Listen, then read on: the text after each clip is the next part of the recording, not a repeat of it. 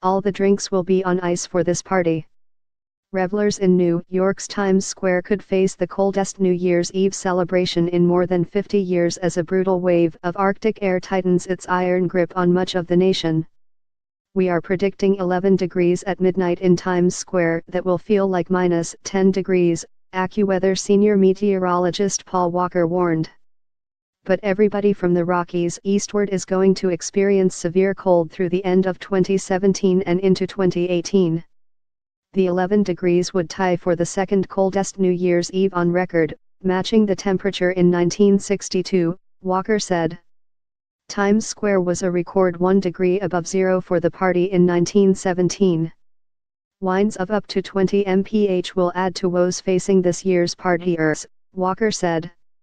But few cities will be spared. Boston is looking at 8 degrees with a feels-like temperature of minus 21. Chicagoans can look forward to a relatively balmy 9 degrees that will feel like minus 3. Even Atlanta will be freezing, 29 degrees that will feel like 24. Workers install Waterford crystal triangles on the Times Square New Year's Eve ball in New York on December 27, 2017. Alba Vigary, EPAEFE.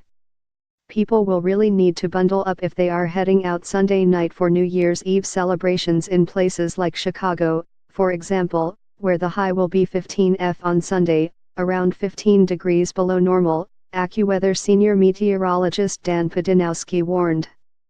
More, wintry mess of snow and ice to linger across U.S. More, Christmas week, snow in Northwest and New England, possible ice in Carolinas. Gusty winds and frigid air will conspire over the next couple of days to bring nasty weather to the region.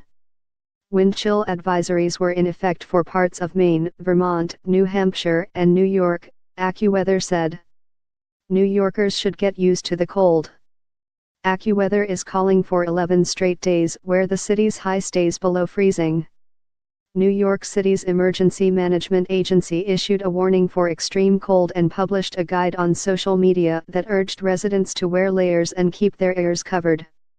The guide also lists frostbite symptoms, such as discolored skin and numbness. Skiers in New England could face temperatures near minus 30 degrees as an expansive portion of the Northeast faces frostbite-ready conditions, AccuWeather said.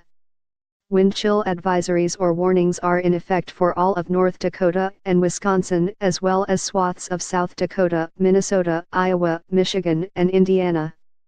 Green Bay, Wisconsin, woke up to minus 13 degrees. Minneapolis struggled to break above 0 degrees as noon approached while it was still minus 10 in Fargo, ND.